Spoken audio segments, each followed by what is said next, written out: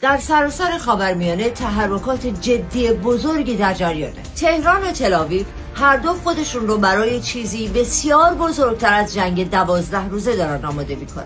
و حالا یک هشدار جدید. واشنگتن به بغداد گفته که اگه گروه‌های مورد حمایت ایران در عراق در جنگ اسرائیل و حزب الله دخالت کنن، پای جنگ به خاک عراق باز میشه. آیا اینها نشانه های آغاز یک درگیری تازه است؟ اسرائیل در شمال چینش دفاعی رو عوض کرده، مرزها رو تقویت کرده و از لبنان تا دریای سرخ تحرکات گروه‌های همسو با ایران رو زیر نظر داره.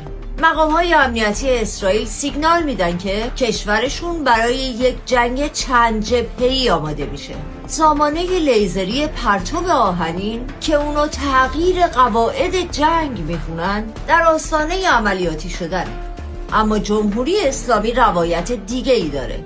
ایران در حال بازسازی توان موشکیشه، دقیقاً خلاف 3 شرطی که ترامپ برای از سرگیری مذاکره مطرح کرده: غنیسازی 0%، قطع حمایت از گروه‌های نیابتی و محدودیت موشکی. همزمان نتانیاهو قراره که برای 5مین بار در ماه‌های اخیر با ترامپ دیدار کنه.